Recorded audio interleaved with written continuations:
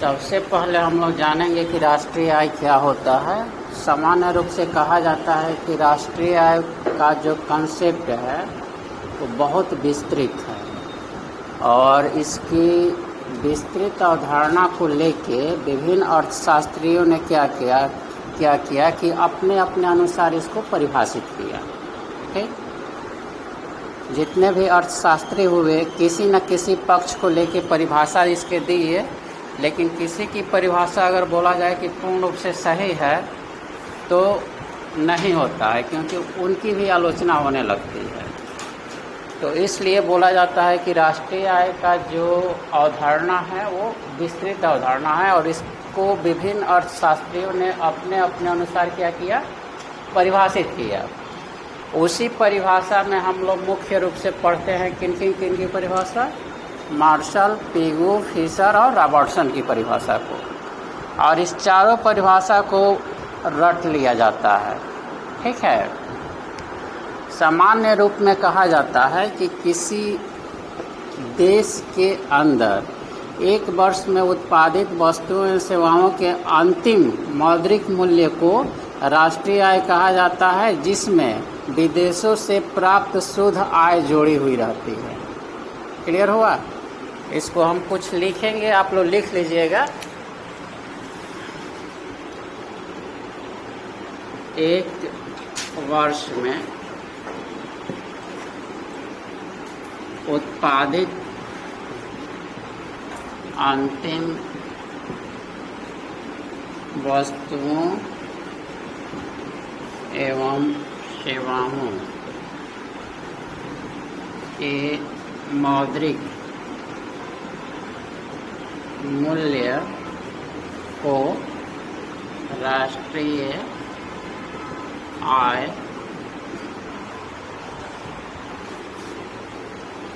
कहा जाता है, जिसमें विदेशों से प्राप्त शुद्ध आय जुड़ा रहता है। ये हम लोग सामान्य परिभाषा दे देते हैं राष्ट्रीय आय की। ठीक है, लेकिन इसके बाद आप लोग इकोनॉमिक्स के स्टूडेंट हैं तो जो भी इससे रिलेटेड कुछ अर्थशास्त्री परिभाषा दिए हैं उनको जानना जरूरी है। कहाँ मिटाने वाला नहीं है।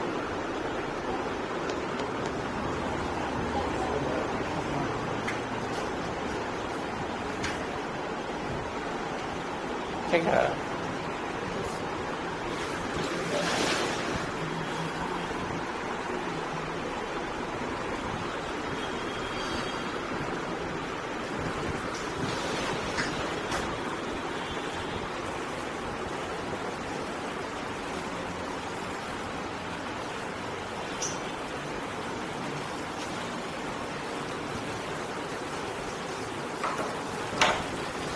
इसके बाद हम लोग सबसे पहले मार्शल की परिभाषा को देखते हैं। ठीक, मार्शल क्या बोलते हैं?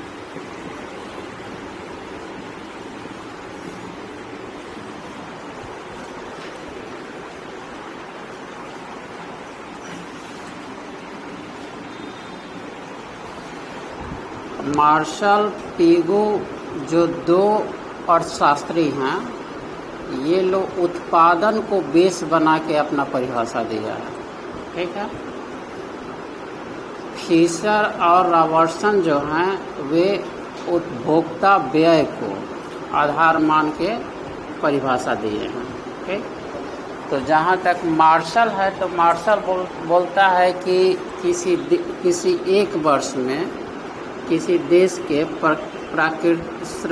किसी एक वर्ष में किसी देश के श्रम एवं पूंजी उसके प्राकृतिक संसाधनों पर क्रियाशील होकर प्रति वर्ष भौतिक या अभौतिक वस्तुओं का शुद्ध योगफल उत्पन्न करता है, जिसमें सभी प्रकार की सेवाएं सम्मिलित होती हैं। क्लियर हुआ? मार्शल कहता है कि आपके यहाँ प्राकृतिक संसाधन है, संसाधन है। तो इस पर क्रियाशील कौन होगा? श्रम एवं पूंजी।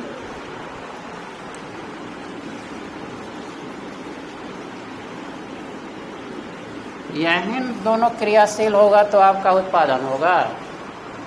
बात समझ में आ रही है? ऐसे मान लीजिए खाद्यान्न है, कोयला है, तो कोयला तो नीचे पड़ा हुआ है। जब तक वहाँ श्रम नहीं लगेगा, पूंजी नहीं लगेगा, पूंजी दैट मीन मशीनीकरण नहीं लगेगा, मशीन नहीं लगेगा, तब तक उत्पादन होगा नहीं ना होगा। तो मार्शल यही कहता है कि यदि किसी देश में प्राकृतिक संसाधन है तो उस पर क्रियाशील कौन होता है? श्रम एवं पूंजी। और इस क्रियाशीलता के बाद जो शुद्ध उत्पादन होगा उसका योगफल, जैसे एक ही सेक्टर नहीं ना है, बहुत से सेक्टर अर्थव्यवस्था में है, तो सबके योगफल, जो शुद्ध योगफल होगा वो प्लस सभी प्रकार की सेवाएं। सेवा समझते हैं लो ना, जैसे बीमा, बैंकिंग, यातायात, संचार, ये सब सेवा हो गया। ये सब हम लोग जो देख रहे हैं क्या है? उत्पाद है, प्रोडक्शन है। तो यहाँ प्रोडक्शन की बात करता है, तो प्रोडक्शन का योग प्लस सभी प्रकार की सेवाओं का योग, दोनों के योग को ही मार्शल क्या बोलता है? राष्ट्रीय आय बोलता है। तो इसको आप लोग लिख सकते हैं। किसी देश के श्रम एवं पूंजी उसके प्राकृतिक संसाधनों पर क्रियाशील होकर प्रतिवर्ष भौतिक या अभौतिक वस्तुओं का शुद्ध योगफल उत्पन्न करता है जिसमें सभी प्रकार की सेवाएं शामिल रहती हैं।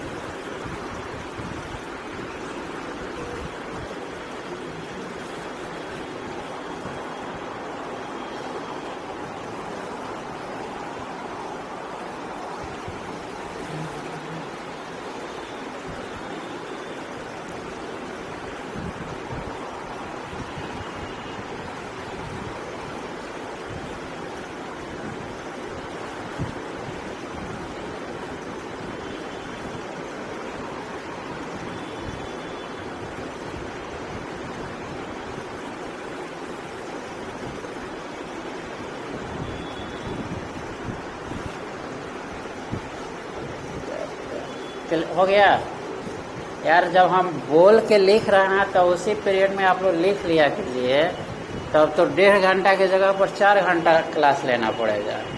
हाँ, तो ये मार्शल बोलता है।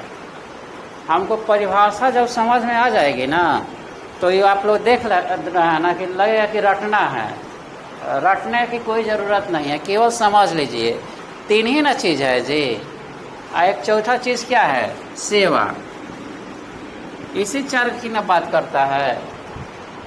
राष्ट्रीय आय की गणना कितने वर्ष के लिए की जाती है? 1 वर्ष के लिए। तो 1 प्रति वर्ष हो ही गया है वहाँ। तो 3-4 चीज़ यदि आपके दिमाग में है तो परिभाषा रटने की ज़रूरत नहीं है। परिभाषा आप लोग जैसे तैसे किसी प्रकार लिख सकते हैं। तो ये हो गया आपका मार्शल। इसके बाद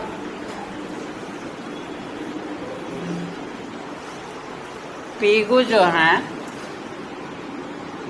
वो बोलते हैं कि राष्ट्रीय आय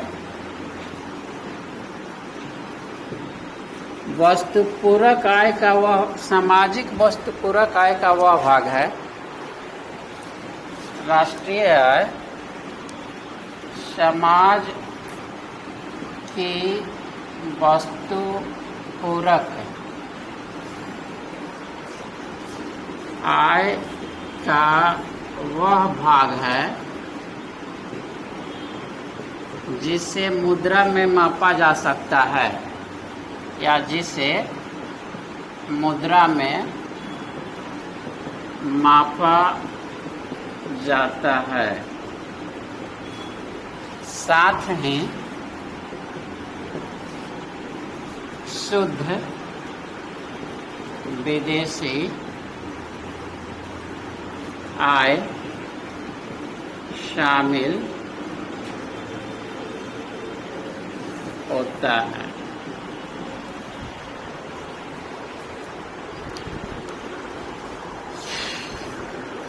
ये आपका पीगू बोलते हैं। पीगू के परिभाषा में वस्तुपूरक, मुद्रा और विदेशी आय 3 टर्म है। समाज की वस्तुपूरक कहने का अर्थ हो गया कि जो वस्तु उत्पादन हो रही है यदि उसका माप हम मुद्रा में करते हैं तो वो राष्ट्रीय आय होगा। साथ ही साथ क्या कि विदेश से जो शुद्ध आय की प्राप्त होती है, निर्यात माइनस आयात, वो भी इसमें शामिल होगा। तो ये आपको कौन बोला? पीगू बोला।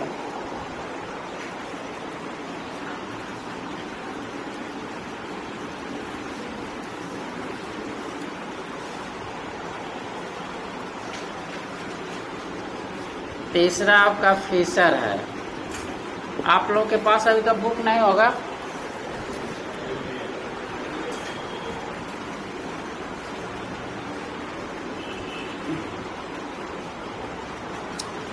फिशर कहता है ना कि हम शुरू में ही बोले थे कि ये फिशर और रॉबर्टसन उपभोग को आधार मान के क्या करता है? राष्ट्रीय आय की परिभाषा करता है। तो फिशर कहता है कि यदि एक वर्ष में जो उत्पादित वस्तु है उसकी जो सेवा उपभोक्ता को प्राप्त होती है वहीं उस वर्ष के लिए राष्ट्रीय आय होगी, चाहे वो भौतिक या मानवीय वातावरण से प्राप्त क्यों ना हो। क्या कहता है? जैसे मान लीजिए कि ये मेज है, मेज का उत्पादन इस वर्ष हम किए, ये 10 वर्ष तक चलेगा। तो इस वर्ष में हमको इससे जितनी सेवा प्राप्त हुई उसी सेवा को हम राष्ट्रीय आय में शामिल करेंगे। मान लीजिए कि 10 वर्ष चलेगा तो इसका राष्ट्रीय आय मान लीजिए कि 100 रुपया मान लेते हैं, हर साल 10-10 रुपया करके। तो इस वर्ष जो उपभोग हम करेंगे वहीं केवल राष्ट्रीय आय में शामिल होगा, यानी कि 10 रुपया इसका शामिल होगा राष्ट्रीय आय में, 90 रुपया शामिल नहीं होगा। तो फिशर भी क्या बोलता है कि उपभोग को आधार मान लेता है। इसका कहना है कि एक वर्ष में उत्पादित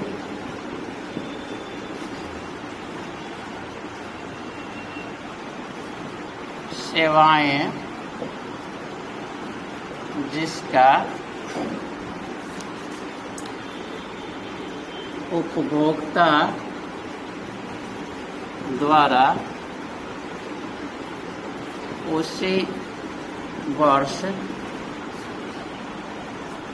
सेवा प्राप्त किया जाता है। एक वर्ष में उत्पादित सेवाएं जिसका उपभोक्ता द्वारा उसी वर्ष सेवा प्राप्त किया जाता है। देखिएगा लो, पढ़िएगा लो, इसमें पियानो और ओवरकोट का एग्जाम्पल दिया है फिशर। पियानो या ओवरकोट, इसमें बोला है कि जैसे मान लीजिए कि इस साल हम ओवरकोट जो सिलवाए, तो ओवरकोट हमारा 10 साल चलेगा, तो 10 साल के लिए इसका जो राष्ट्रीय आय का अनुमानित राशि होगा, अगर 100 रुपया मान लेते हैं, तो इस वर्ष के लिए हम मात्र 10 रुपया यूज किए हैं, तो 10 रुपया ही ओवरकोट का राष्ट्रीय आय में शामिल होगा, न कि 100 रुपया शामिल होगा। उसके बाद बोलता है कि चाहे वह भौतिक या मानवीय वातावरण कहीं से प्राप्त क्यों ना हो। समझ गए? तो मान लीजिए कि आप प्रोडक्शन के थ्रू हमको कोई देता है या गिफ्ट के थ्रू कोई देता है, तो दोनों रूप में जितना उसका टोटल पूंजी है, उस पूंजी का कितना % हम इस वर्ष यूज कर रहे हैं, उसी को हम क्या करेंगे, राष्ट्रीय आय में शामिल करेंगे। ये हमारा कहता है फिशर।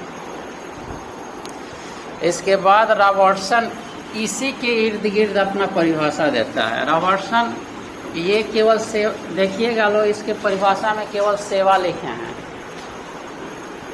फिशर की परिभाषा में केवल सेवा लिखे हैं, वस्तु नहीं लिखे हैं, ठीक है। लेकिन रॉबर्टसन क्या कहते हैं,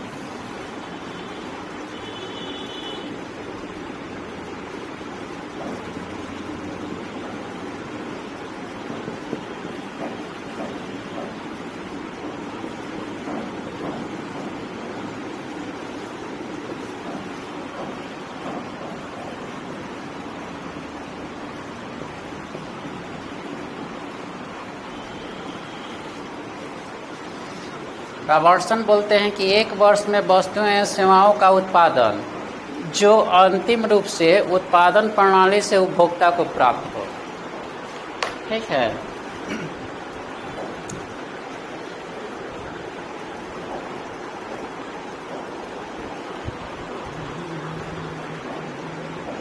अब इस चीज़ को आप लोग समझ लीजिए। कहता है कि रॉबर्टसन क्या बोलता है कि मान लीजिए कि 100 गो टेबल हम उत्पादन कर दिए, मैन्युफैक्चरिंग 100 गो टेबल का कर दिए, लेकिन उपभोक्ता के हाथ में 90 गो टेबल जाता है, तो 90 टेबल ही केवल राष्ट्रीय आय में शामिल होगा। उसमें से 10 टेबल जो उपभोक्ता के हाथ में नहीं जाता है, वो शामिल नहीं होगा। यही रॉबर्टसन बोलते हैं कि एक वर्ष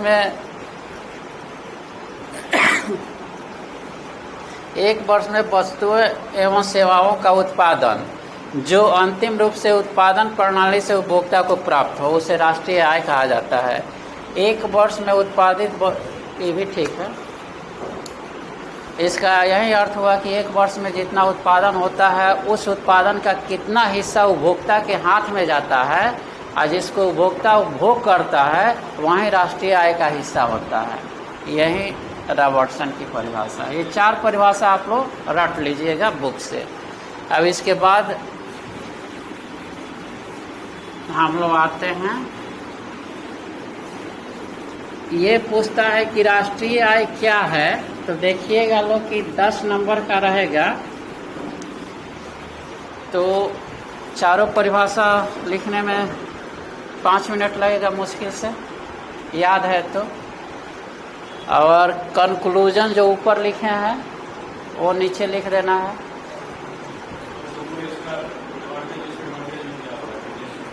क्या चीज? हाँ, तो वो नहीं पूछता है, वो पूछता है आपको ग्रेजुएशन लेवल का सवाल हो गया, ठीक है ना, उस यहाँ नहीं पूछता है।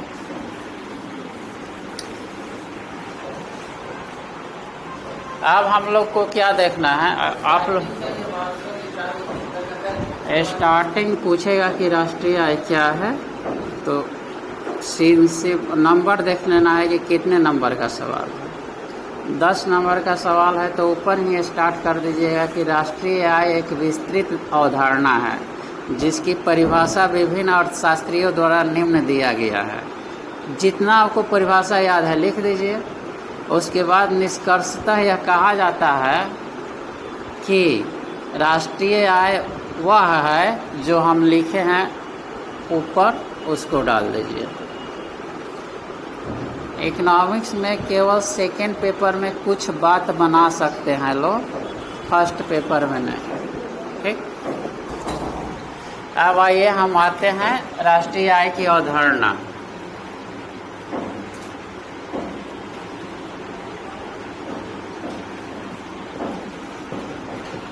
कॉन्सेप्ट ऑफ नेशनल इनकम, यानी कि राष्ट्रीय आय की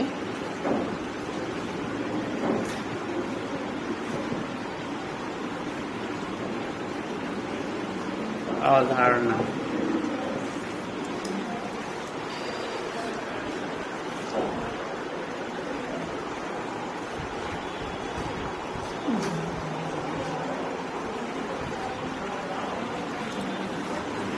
कल हम आप लोगों को बताए होंगे, पहले कुल घरेलू उत्पाद या आय। एक चीज़ समझ लीजिए लोग, दोनों एक ही चीज़ है। जब उत्पादन को मौद्रिक रूप में परिवर्तित कर देंगे तो वो आय हो जाएगा। क्लियर है? कुल घरेलू उत्पाद क्या होता है? तो सिंपल परिभाषा है कि देश के सीमा के अंदर अंतिम रूप से उत्पादित वस्तुओं एवं सेवाओं का जो मौद्रिक मूल्य होता है वही हमारा कुल घरेलू उत्पाद होता है। जब मौद्रिक मूल्य कहेंगे तो घरेलू आय हो जाएगा, और जब उत्पाद केवल कहेंगे तो घरेलू उत्पाद हो जाएगा। इस चीज़ को समझ लीजिए लो। हम परिभाषा क्या दिए कि किसी एक वर्ष में अंतिम रूप से उत्पादित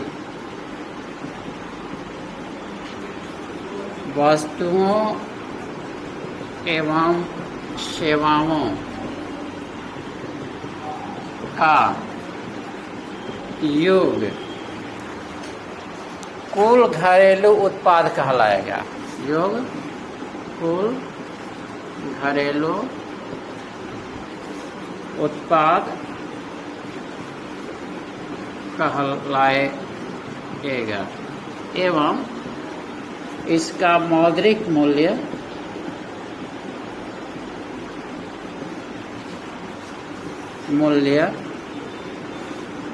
कुल घरेलू आय होगा।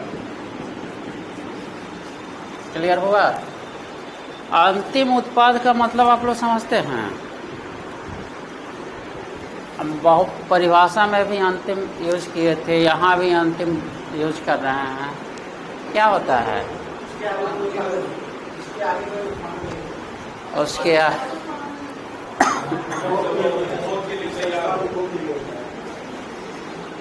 किसी भी उत्पादन का जो मीडिएटर, जो मध्यवर्ती सामग्री होता है जिसको इंटरमीडिएट गुड्स कहा जाता है, उसको माइनस कर देने से जो प्राप्त होता है वही अंतिम उत्पाद होता है। जैसे मान लीजिए कि मोबाइल है, तो मोबाइल में आपको बहुत से पार्ट है, सिम है, इसका ऊपर का कवर है, बैटरी है। तो बैटरी के लिए तो आदमी पेमेंट किया होगा, सिम के लिए भी पेमेंट किया होगा। ठीक है, मोबाइल हम लोग खरीदते हैं तो उसके साथ सिम नहीं आता है, तो सिम को हम इंक्लूड नहीं करेंगे। बैटरी, कवर, मशीन, ये तीनों तो 3 जगह बनता होगा।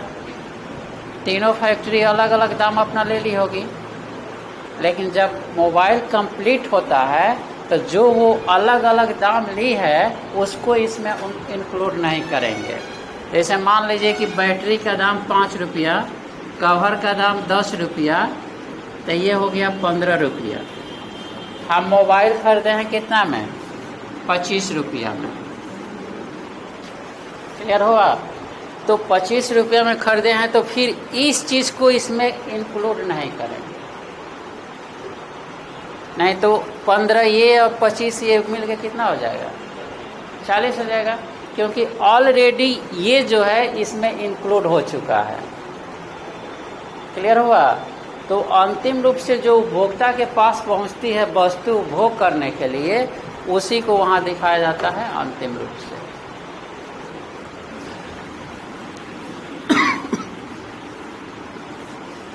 इसके बाद होता है शुद्ध घरेलू उत्पाद। शुद्ध घरेलू उत्पाद या आय। ठीक, सिंपल बात है कि जब किसी भी वस्तु का या सेवा वस्तु का उत्पादन किया जाता है तो निश्चित रूप से वहाँ टूट फूट या क्षति होती है ना। तो जो साल भर में क्षति होती है उसको कुल उत्पादन में से माइनस कर देंगे तो हमारा शुद्ध घरेलू उत्पाद क्या होता है? मिल जाता है। यानी कि ये बराबर होगा, अब इसको हम शॉर्ट में लिखते जाएंगे, ग्रोस डोमेस्टिक प्रोडक्ट। ठीक, gross domestic product oblique income. ठीक, इसको लिखेंगे हम नेट डोमेस्टिक प्रोडक्ट या इनकम। तो शुद्ध घरेलू उत्पाद बराबर हो जाएगा जीडीपी माइनस डिप्रिसिएशन।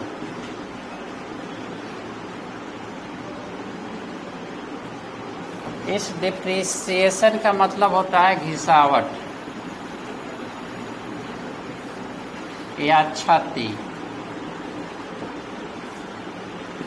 ठीक, ये आपका शुद्ध घरेलू उत्पाद का फॉर्मूला हुआ। अब इसको आप लोग लिखिएगा कैसे? तो लिखिएगा कि कुल घरेलू उत्पाद में से या कुल घरेलू आय में से जब पूंजी में होने वाले क्षति ऑब्लिक घिसावट को घटा दिया जाता है तब हमारा शुद्ध घरेलू उत्पाद प्राप्त होता है। और इसको नीचे आप लोग लिख दीजिएगा एनडीपी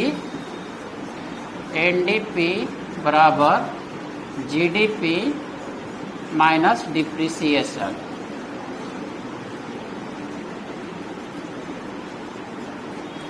ये आपका हो गया शुद्ध घरेलू उत्पाद।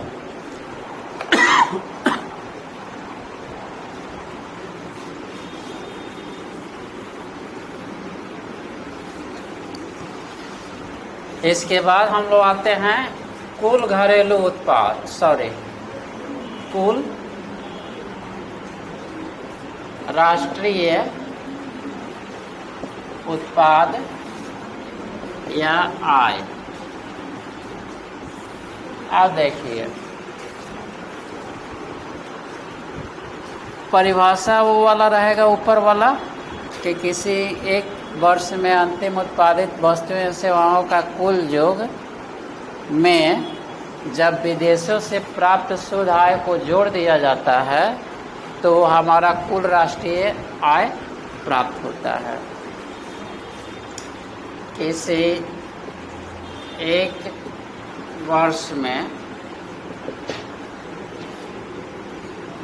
उत्पादित अंतिम वस्तुओं एवं सेवाओं के योग में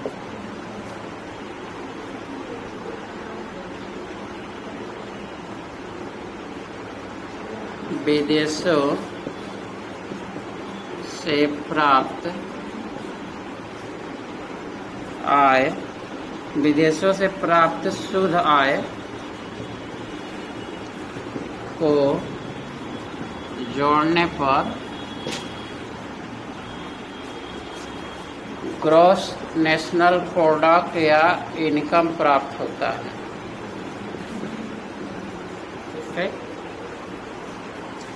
देश, ये एक लाइन में हमारा घरेलू उत्पाद की परिभाषा है, ये समझिएगा लो। एक वर्ष में उत्पादित, किसी एक वर्ष में उत्पादित अंतिम वस्तुओं एवं सेवाओं के योग में विदेशों से प्राप्त शुद्ध आय को जोड़ने पर जीएनपी यानी कुल राष्ट्रीय आय, ग्रॉस नेशनल प्रोडक्ट और ऑब्लिक इनकम प्राप्त होता है। तो इस एक लाइन में ही हमारा घरेलू उत्पाद का परिभाषा छुपा हुआ है। जब यहाँ शुद्ध विदेशी आय लिख दिए, विदेशों से प्राप्त शुद्ध विदेशी आय, तो इसका मतलब कि ये ऊपर वाला परिभाषा हमारा किसको परिभाषित कर रहा है? घरेलू इनकम को परिभाषित कर रहा है।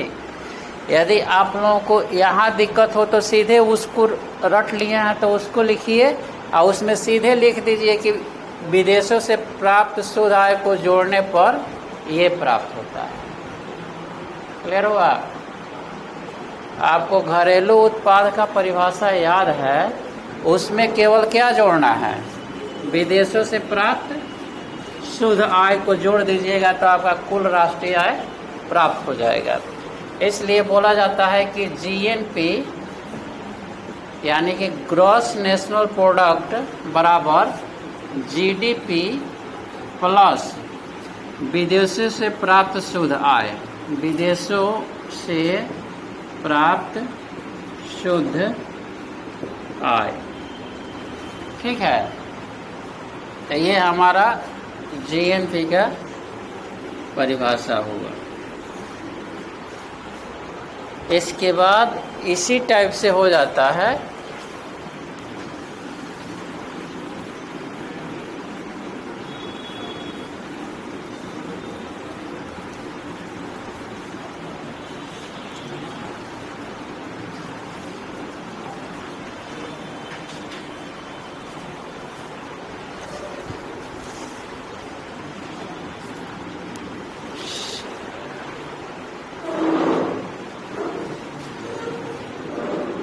एनएनपी। अब एनएनपी क्या है? जैसे हम वहाँ शुद्ध घरेलू उत्पाद बताए थे ना, तो शुद्ध घरेलू उत्पाद में क्या किए थे कि डिप्रिसिएशन माइनस किए थे तो हमको मिला था। वैसे ही एनएनपी यानी कि नेट नेशनल प्रोडक्ट को प्राप्त करने के लिए क्या करेंगे कि जीएनपी में से डिप्रिसिएशन को माइनस कर देंगे तो हमारा एनएनपी प्राप्त हो जाएगा। यानी कि जीएनपी माइनस डिप्रिसिएशन।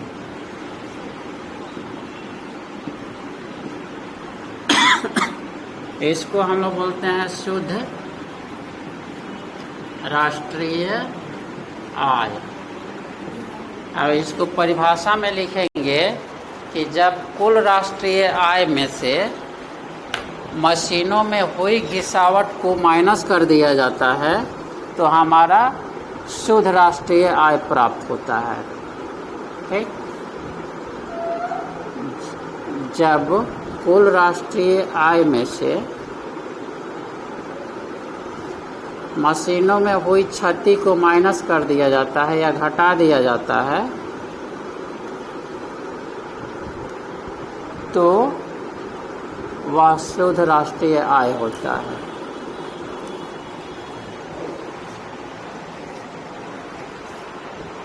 क्लियर हो गया?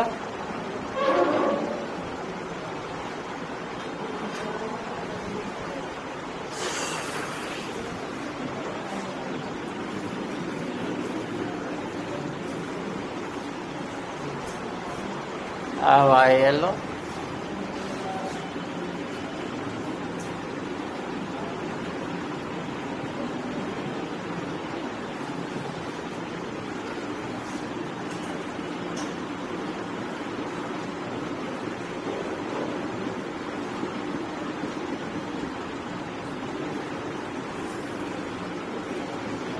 साधन लागत पर शुद्ध राष्ट्रीय उत्पाद, ठीक, इसको बोला जाता है NNP एट फैक्टर कॉस्ट, ठीक। FC जो होता है फैक्टर कॉस्ट होता है, ये बराबर होता है NNP eight market cost minus indirect tax plus subsidy. आप लोग पढ़े होंगे, ये तो ऑब्जेक्टिव में आप लोग याद किए होंगे ना जी, समझ लीजिए क्या चीज़ है।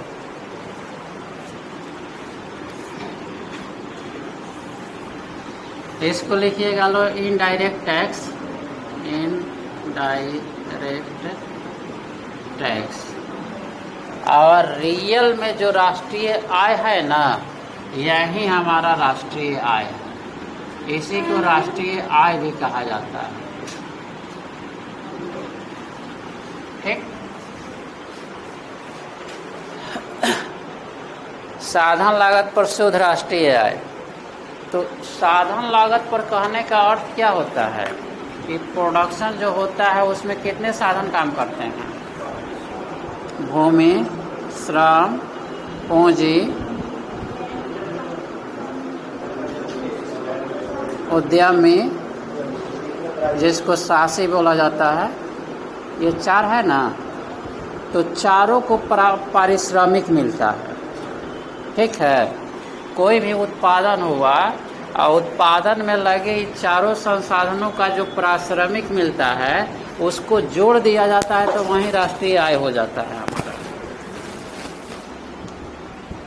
आप लोग देखिएगा, कोई भी प्रोडक्शन हो, चाहे सेवा सेक्टर का हो या वस्तु कमोडिटी सेक्टर का हो, उसमें जितने व्यक्ति लगे हैं, जितने श्रम लगे हैं या जितने भी साधन लगे हैं, अगर उसका पेमेंट कर दिया जाए तो वो प्रोडक्शने को ना डिवाइड करके पेमेंट किया गया और उसको जोड़ दिया जाएगा तो क्या हो जाएगा, हमारा राष्ट्रीय आय नहीं हो जाएगा। तो वहीं ये कहता है NNP यानी कि net national product at factor cost, यानी साधन लागत पर हमारा शुद्ध राष्ट्रीय उत्पाद जो होगा वहीं राष्ट्रीय आय होता है। ये आप लोगों को ऑब्जेक्टिव में भी पूछता है कि इसमें से कौन राष्ट्रीय आय को परिभाषित करता है, तो ऊपर वाला यही केवल लिखा रहता है साधन लागत पर शुद्ध राष्ट्रीय उत्पाद।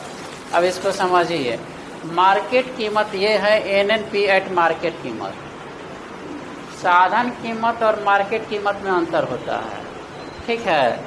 मार्केट कीमत में क्या हो जाएगा कि जैसे वस्तु मार्केट में आएगी उस पर क्या लग जाएगा, इनडायरेक्ट टैक्स लग जाएगा, लगेगा। तो जो मार्केट में वस्तु आई है उस पर जो इनडायरेक्ट टैक्स लगा है उसको हम माइनस कर लेंगे, क्योंकि साधन लागत पर साधन जो भी उत्पादन हुआ था जिसमें साधनों को पेमेंट किया गया था वहाँ तो टैक्स नहीं लगा था। अब मार्केट में जैसे वस्तु आई टैक्स लग गया, तो साधन लागत के बराबर करने के लिए इस टैक्स को हम माइनस करेंगे ना।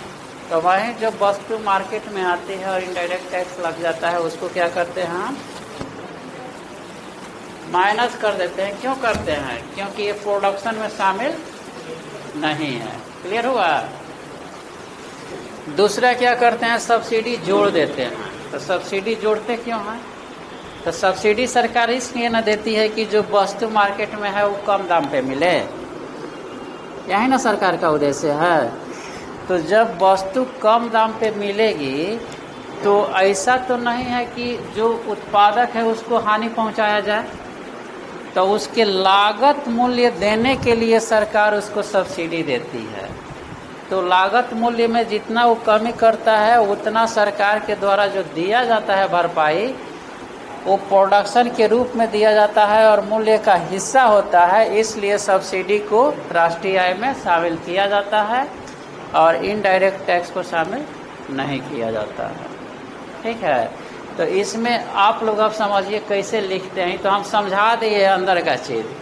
आप लोगों को लिखना क्या है कि NNP एट फैक्टर कॉस्ट, यानी कि साधन लागत पर शुद्ध राष्ट्रीय उत्पाद प्राप्त करने के लिए बाजार मूल्य पर शुद्ध राष्ट्रीय उत्पाद में से इनडायरेक्ट टैक्स को अप्रत्यक्ष कर को घटा दिया जाता है तथा सब्सिडी को जोड़ दिया जाता है, तब हमको प्राप्त ये ऊपर वाला चीज होता है। ठीक है। और नीचे उसमें और इसको जो विस्तृत आप लोग करना चाहेंगे तो जो हम समझाए हैं कि चूंकि इनडायरेक्ट टैक्स उत्पाद का हिस्सा नहीं होता है इसलिए इसको घटा दिया जाता है, और सब्सिडी जो होता है मूल्य की भरपाई करने के लिए दिया जाता है इसलिए इसको जोड़ दिया जाता है।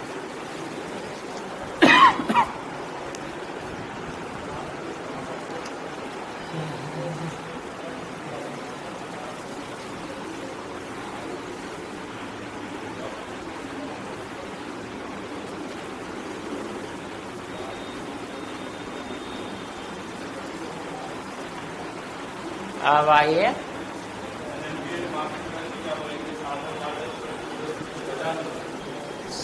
किसको,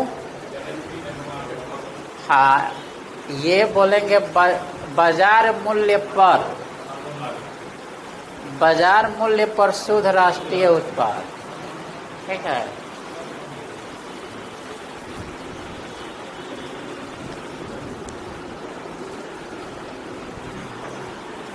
जिसको समझ में नहीं आएगा वो पूछेगा, ऐसा नहीं कि नहीं समझ रहे हैं और इज्जत बचाने के चक्कर में पूछ भी नहीं रहे हैं।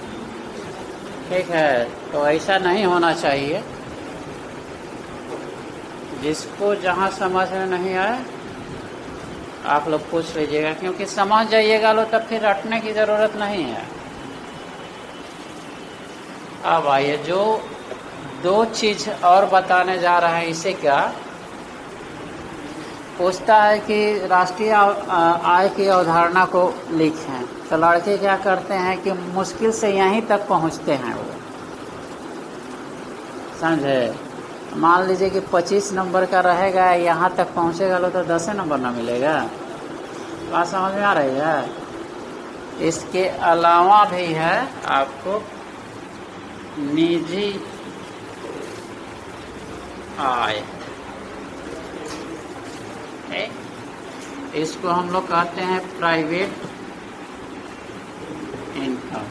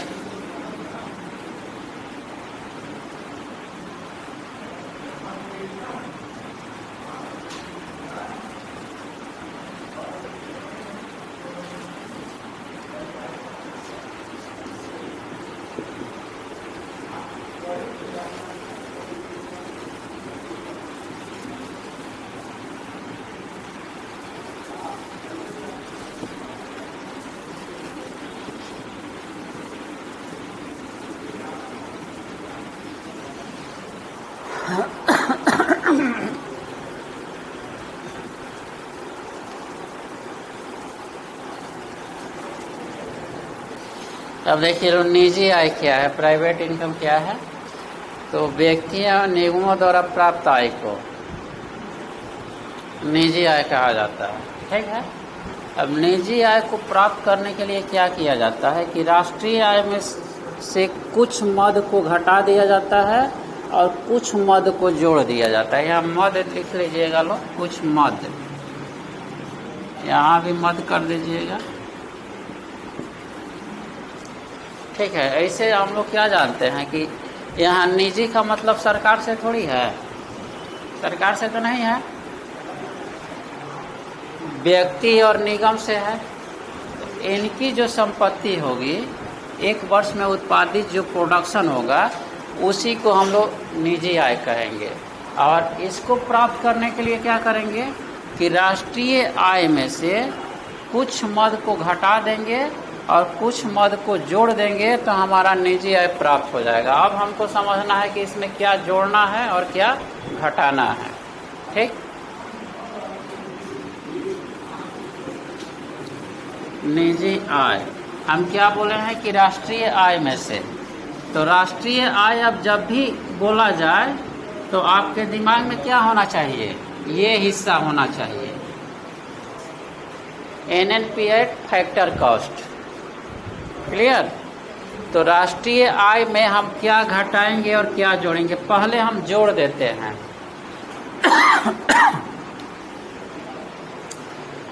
व्यक्ति जब कुछ काम नहीं, व्यक्ति को काम के बिना जो पैसा मिलता है ना, तो उससे भी तो वो उपभोग करता है ना, तो उसको हम राष्ट्रीय आय में जोड़ देते हैं। जैसे मान लीजिए कि हम फैक्ट्री में काम कर रहे हैं, ठीक है, तो फैक्ट्री में क्या होता है कि कभी कभी हमको बोनस मिल गया, कभी कभी कंपनी हमको और एक्स्ट्रा चीज़ दे दी, या हमको कहीं से पुरस्कार मिल गया। तो इसके लिए हम मेहनत तो नहीं किए थे ना, लेकिन हमको मिला ना, हमारी आवश्यकता को पूरा किया। तो जब हमारी आवश्यकता को पूरा किया तो हमारे आय में सम्मिलित होगा कि नहीं,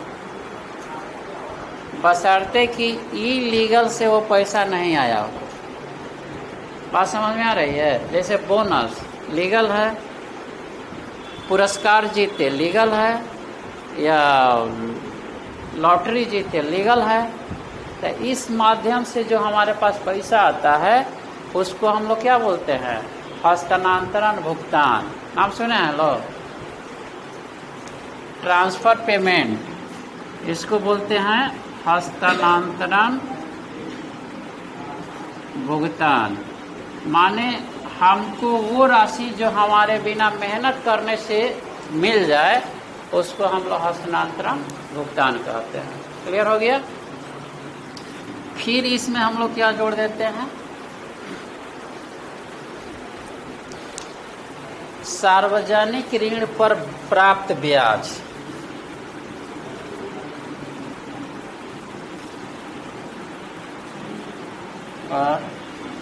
प्राप्त ब्याज,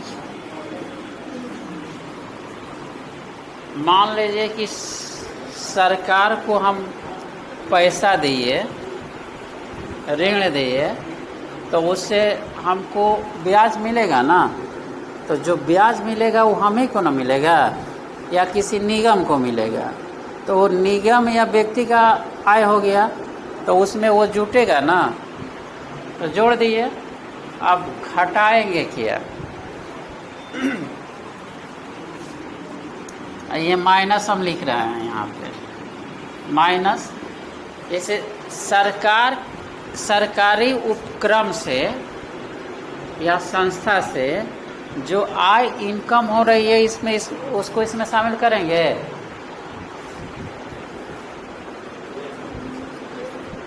अरे भैया हमारा निजी आय है ये, तो निजी आय में सरकारी सार्वजनिक क्षेत्र से प्राप्त आय को इसमें शामिल करेंगे हम।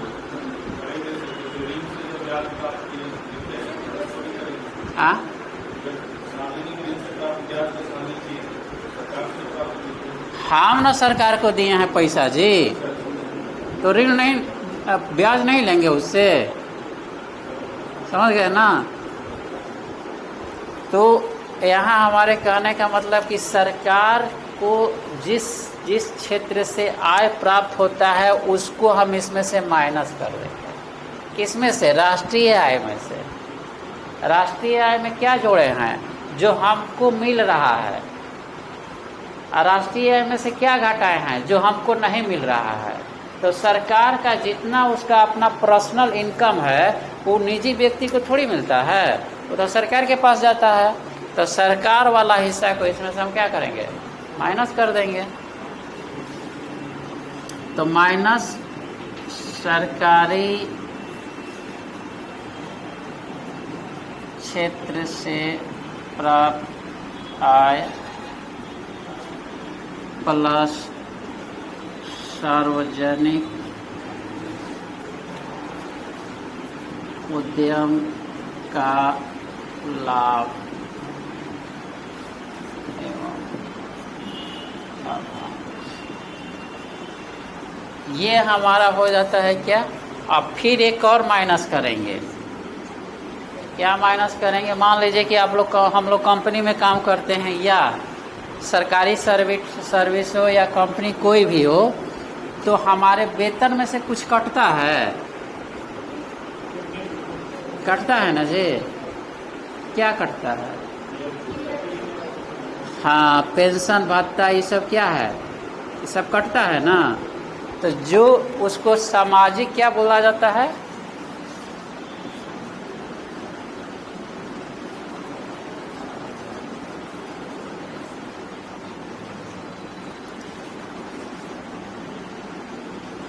सामाजिक। अच्छा, हम यहाँ लिख देते हैं पेंशन से संबंधित कटौती। ठीक। सामाजिक सुरक्षा, यहाँ माइनस कर देंगे हम सामाजिक सुरक्षा। सामाजिक सुरक्षा, सामाजिक सुरक्षा से संबंधित हमारे वेतन से जितनी भी कटौती होती है वो हमारे हाथ से तो निकल गया, हमारा पैसा है, इसलिए उसको हम माइनस कर दिए। तो ये हमारा निजी आय हो गया। अब सिंपल आप लोग समझ लीजिए कि निजी आय में हम क्या किए हैं प्राप्त करने के लिए। सीधा यहाँ एग्जाम परिभाषा है कि निजी व्यक्ति और निगम द्वारा प्राप्त आय को निजी आय बोला जाता है। राष्ट्रीय आय में कुछ मद जोड़ते हैं और कुछ मद घटाते हैं तो हमको निजी आय क्या होता है, प्राप्त होता है। ये हमारा राष्ट्रीय आय है, इसी में ना जोड़ घटाव किए हैं। तो जो हमको मिल रहा है इसमें जोड़ दिए, जो हमको नहीं मिल रहा है उसको माइनस कर दिए, तो हमारा निजी आय नहीं मिल जाएगा। यही चीज़ हम लिख दिए हैं। अब इसी चीज़ को क्या करना है कि आप लोगों को लिखना है भाषा में। हम यहाँ लिखे हैं ना, कुछ मत जोड़ दिए कुछ मत घटा दिए, तो आप लोगों को नीचे लिखना है कि राष्ट्रीय आय में हस्तांतरण भुगतान सार्वजनिक ऋणों पर प्राप्त ब्याज को जोड़ दिया जाता है तथा सरकारी क्षेत्र से प्राप्त आय सार्वजनिक उद्यम का लाभ एवं लाभांश एवं सामाजिक सुरक्षा पर कटौती को माइनस कर दिया जाता है। तो हमारा क्या हो जाता है, निजी आय मिल जाता है। किसी को दिक्कत है जी? अब सरकारी उद्यम और क्षेत्र दोनों लिखे हैं। तो सरकार का सेवा सेक्टर भी है, सरकार की फैक्ट्री भी है, ठीक है। तो सेवा सेक्टर में क्या है, आपका डाक सिस्टम है, बैंकिंग सिस्टम है, तो वहाँ से जो इसको इनकम आएगी वो अब प्लस उद्यम यानी इंडस्ट्री से जो इनकम आएगी वो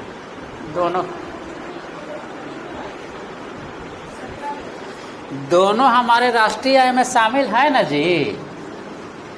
क्लियर हुआ? वो ऑलरेडी पहले से शामिल है, तब उसको हम निकाल रहे हैं, तब ना हमारा निजी आय मिलेगा। मान लीजिए कि आपके परिवार में 10 आदमी हैं, केवल आपके आय को हमको दिखाना है, तो 9 आदमी के आय को हटाइएगा ना जी। वही काम हम कर रहे हैं। हाँ, हमारा पैसा है, हम ही को नहीं मिल रहा है, वो हट जा रहा है, तो क्या करेंगे। हमारा 10 रुपया है और 2 रुपया उसी में सरकार ले ली, तो जो ले ली वो हमारे पास नहीं ना यार, वो तो 2 रुपया सरकार के पास चला गया, तो हम अपने में क्यों जोड़े, समझ गए। और वो बाहर से जो पैसा आ रहा है हमारे पास, तो वो तो हम जोड़िए रहे हैं हस्तांतरण भुगतान को।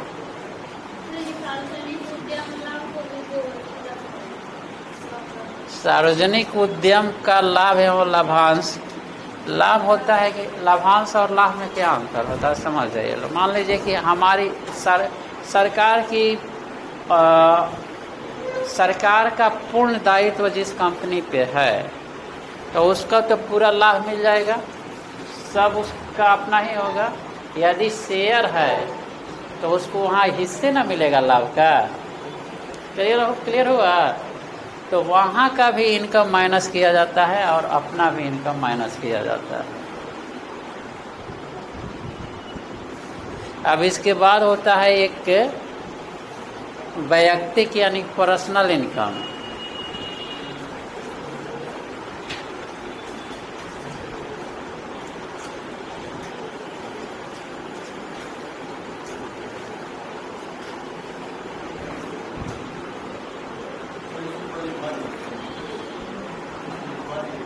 किसको? इस निजी आय को लिखवाए नहीं है जी। अब वहाँ पे क्या करना है आपको, इतना तो निजी आय प्राप्त करने के लिए राष्ट्रीय आय में हस्तांतरण, भुगतान एवं सार्वजनिक ऋणों पर प्राप्त ब्याज को जोड़ दिया जाता है तथा सरकारी क्षेत्र से प्राप्त आय एवं कमा कर दीजिएगा सार्वजनिक उद्यम का लाभ एवं लाभांश तथा सामाजिक सुरक्षा पर हुए व्यय को घटा दिया जाता है।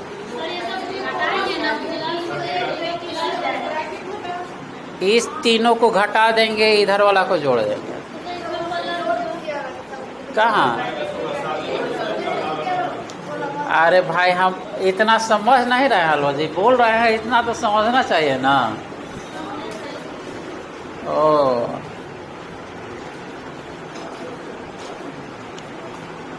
कहाँ से चाय लाया जी?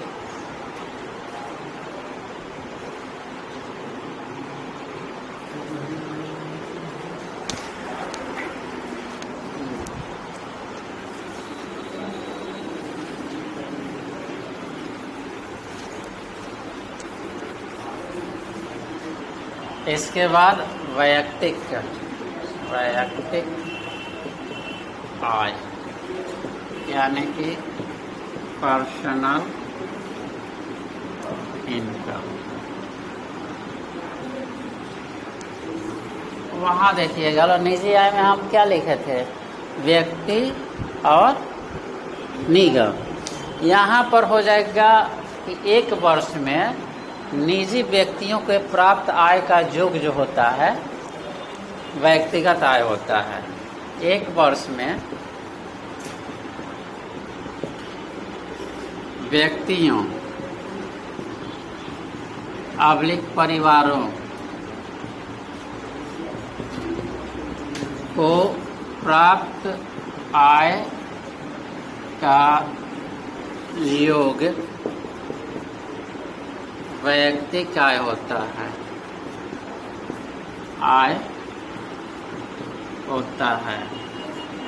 इसको प्राप्त करने के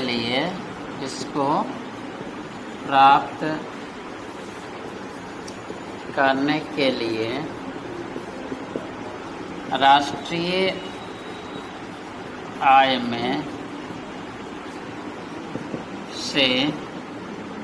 में कुछ मद जोड़ दिया जाता है तथा कुछ मद को घटा दिया जाता है।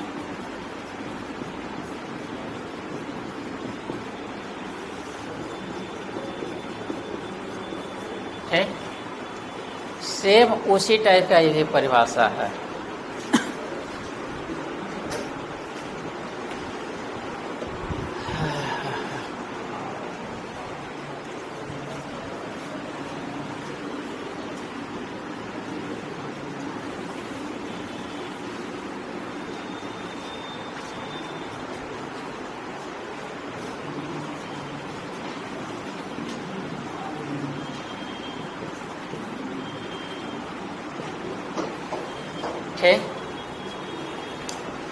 यहाँ पे क्या है कि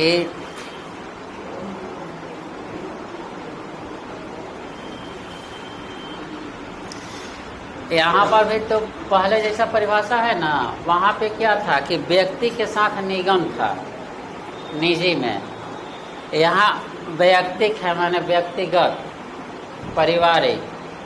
तो उसमें क्या होता है कि एक वर्ष में व्यक्तियों या परिवारों को प्राप्त आय का योग वैयक्तिक आय होता है। इसको प्राप्त करने के लिए राष्ट्रीय आय में कुछ मद जोड़ दिया जाता है तथा कुछ मद घटा दिया जाता है। तो क्या जोड़ा जाता है, क्या घटाया जाता है, ये वैयक्तिक आय हो गया ना। तो जो वहाँ जोड़ते थे यहाँ भी जोड़ेंगे, क्योंकि व्यक्ति को ही प्राप्त होता है। क्लियर हो गया। और व्यक्ति को क्या प्राप्त नहीं होगा, निगम कर वाला हिस्सा प्राप्त नहीं होगा और सार्वजनिक माने सरकारी वाला हिस्सा प्राप्त नहीं होगा। आज जो इसका सामाजिक सुरक्षा पर कटौती होगी वो इसको प्राप्त नहीं होगा। यही तीन को प्राप्त नहीं ना होगा। बात समझ में आ रही है। वहाँ पे हम क्या दिखाए कि वहाँ पे निगम भी शामिल है, तो वहाँ आपको सरकार वाला हिस्सा और सामाजिक सुरक्षा पर जो कटौती हो रहा था वो शामिल नहीं हो रहा था। लेकिन यहाँ पे हमको क्या देखना है कि क्या क्या इसमें शामिल नहीं है। तो पहला क्या है कि निगम इसमें शामिल नहीं है, नहीं ना है। तो निगम वाला हिस्सा को राष्ट्रीय आय में से हटा देंगे ना, समझ में आ रहा है। तो माइनस कर देंगे, ठीक। निगम लाभ एवं लाभ कर माइनस कर दिए। दूसरा क्या माइनस करेंगे कि सरकार का भी हिस्सा इसमें हमको नहीं मिलता है।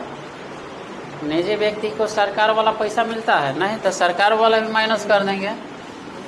सार्वजनिक उद्यम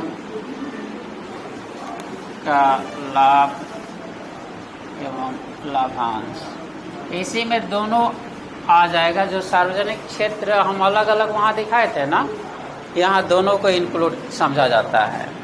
और तीसरा क्या माइनस करेंगे, जो हमारे से कटौती की जाती है, यानी कि सामाजिक सुरक्षा पर कटौती, सामाजिक सुरक्षा पर कटौती, ये हमारा व्यक्तिगत आय हो गया। अब एक चीज़ यहाँ समझ लीजिए लो, आप लोग क्वेश्चन बैंक उठा के देखिएगा लो तो पूछ देता है, बहुत बार पूछा है कि निजी आय और वैयक्तिक आय में क्या अंतर है, यानी प्राइवेट इनकम और पर्सनल इनकम में क्या अंतर है। आप लोगों को अभी अंतर कुछ दिखाई दिया?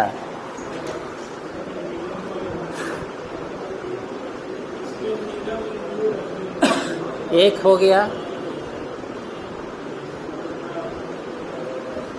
दूसरा है कि निजी आय व्यक्तिगत आय से क्या है, बड़ा है। तो देखने से लग रहा है ना, उसमें निगम है तो इसमें निगम नहीं है, तो ये बड़ा होगा। इसी टाइप से आप लोग सोचिएगा ना, तो 3-4 अंतर निकल जाएगा। वो आप लोग सोचिएगा। और 2 अंतर पूछिए देता है, इतना याद रखिएगा लो इसी सब में से।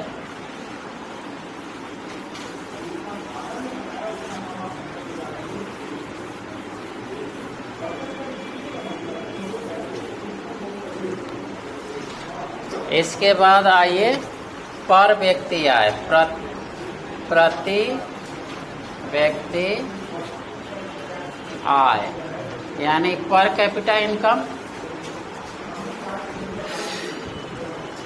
पर कैपिटा इनकम किसे कहते हैं, तो सबको मालूम होगा, मालूम है ना।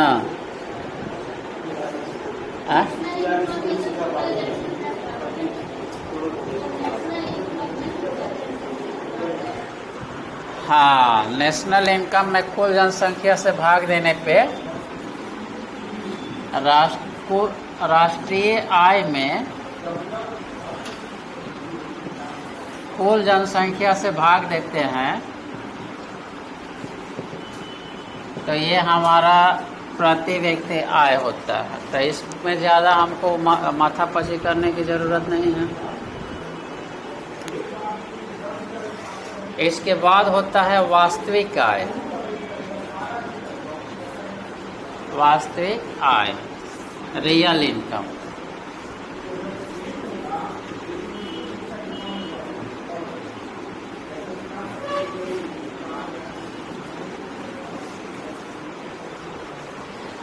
जब किसी वित्तीय वर्ष के आय को आधार वर्ष के आय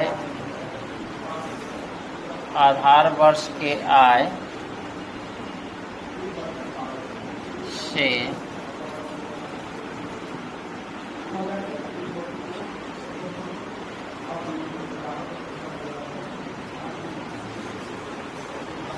आधार वर्ष के आय, जब किसी वित्तीय वर्ष के आय को आधार वर्ष के आय पर निर्धारित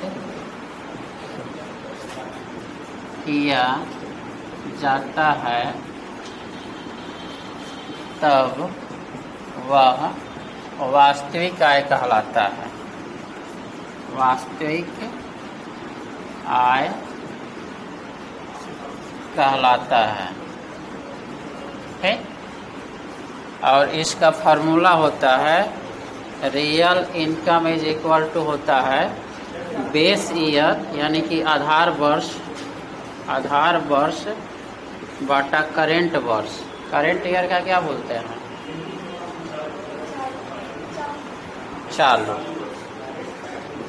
चालू वर्ष गुणे 100, ये इसका परिभाषा होता है, फार्मूला होता है। ये आपका हो गया कंसेप्ट ऑफ इनकम, और ये सब आप लोगों को हमेशा याद रहना चाहिए। ठीक,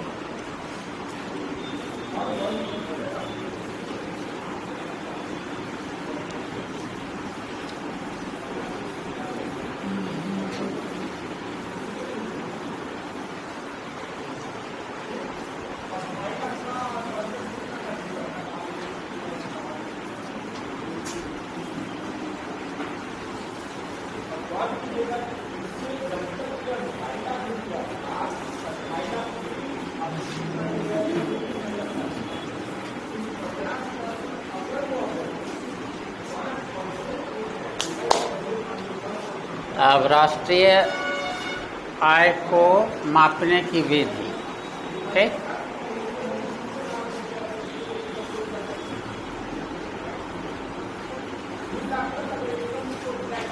आय